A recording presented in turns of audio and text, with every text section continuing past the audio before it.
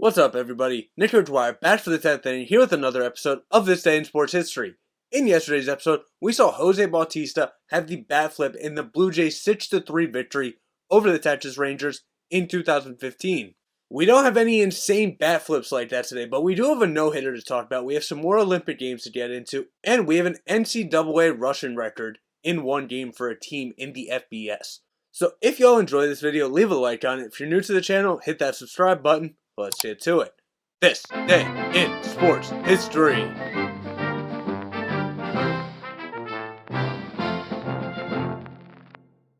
And we will start off with that no-hitter in 1892, and in his first career start on the last day of the season in 1892, Bumpus Jones, pitching for the Cincinnati Reds, would throw a no-hitter in the Reds' 7-1 victory over the Pirates, becoming the first rookie to throw a no-hitter, but also making it the first player to throw a no-hitter in his first career start.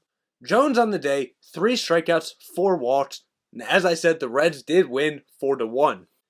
Now we move up to the first World Series of the day in 1917, and the Chicago White Sox would defeat the New York Giants 4-2 in Game 6 of the series to win the series 4-2 and win their second of 3 World Series titles. Then moved to 1923, stay in the World Series, and in the all-New York World Series, the New York Yankees would claim their first World Series, defeating the New York Giants 6-4 in 6 games, winning 4-2, and getting their first of 27 championships. 2 years later, remaining at the World Series in 1925, the Pittsburgh Pirates would defeat the Washington Senators 9-7 in Game 7 of the World Series, winning the series 4-3, winning their first of 4 World Series titles. Then move up to 1946, and the St. Louis Cardinals would defeat the Boston Red Sox 4-3 in Game 7 of the World Series to win 4-3, win their 6th of 11 titles. Get off the World Series for just a little bit, go over to the LPGA Championship in 1961, and Mickey Wright at 3 over would win her 3rd LPGA title, 9 strokes ahead of runner-up Louise Suggs, and claim her 7th of 13 major titles. Back to the World Series in 1964, the St. Louis Cardinals would defeat the New York Yankees 7-5 in Game 7 of the World Series to win 4-3. This would be their 7th of 11 World Series titles, and Bob Gibson would end up winning World Series MVP.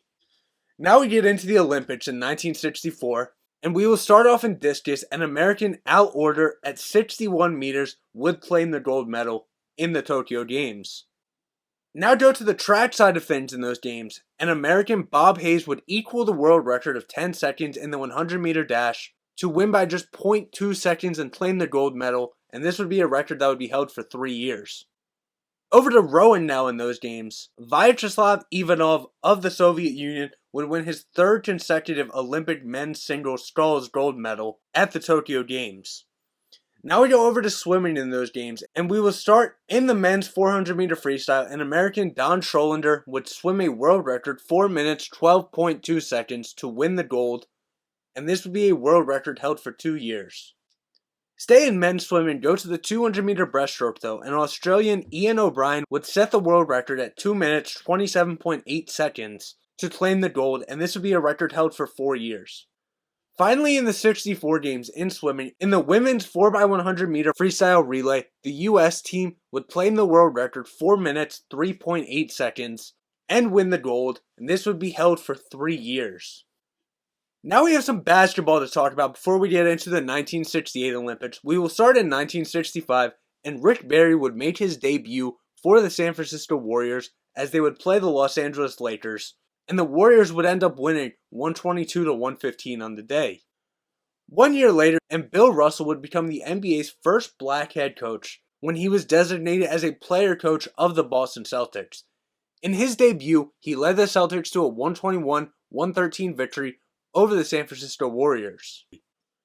Now we get back to the Olympics in 1968, and we will start off in discus like before, and Al Order of the US would win the discus gold medal in an Olympic record 64.78 meters, and this would actually be Order's 4th consecutive Olympic discus title.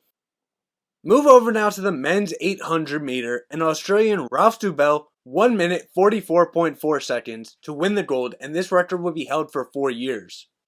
Over to the men's 400 meter hurdle, and David Hemery of Great Britain would set a world record 48.12 seconds to claim the gold, and hold the record for 4 years.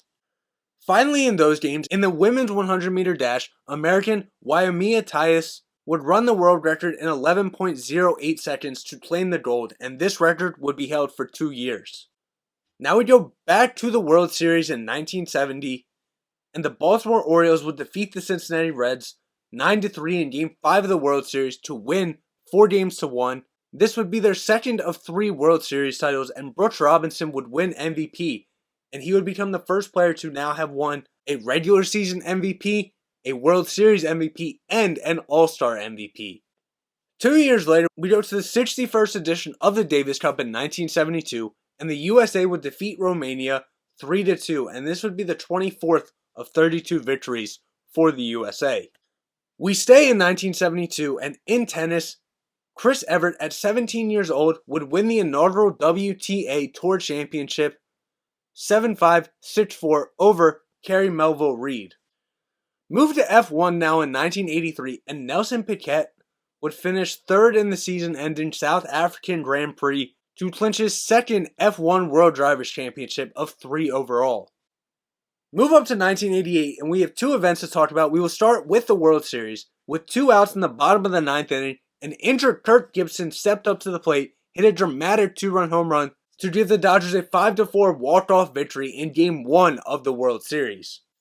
Then in NCAA football, we have a rushing record, as Oklahoma, as they were going up against Kansas State on the day, would rush for 768 yards in a 70-24 victory. Now this record would be an NCAA FBS FCS record until 2018 when Davidson outdid them, but the 768 yards for Oklahoma is still an FBS record. And we will end today's video off today in 1989 in the NHL, and Wayne Gretzky would pass Gordie Howe as the NHL's all-time scorer. In the game, Gretzky had 2 points. He had an assist in the first period to tie Howe at 1,850 points. Then he had a goal in the third period to pass Howe at 1,851 points. So there you have it. That's what happened on this day in sports history. If I left anything out, I do apologize, but I'll see everybody tomorrow for Nick Dwyer and the 10th inning.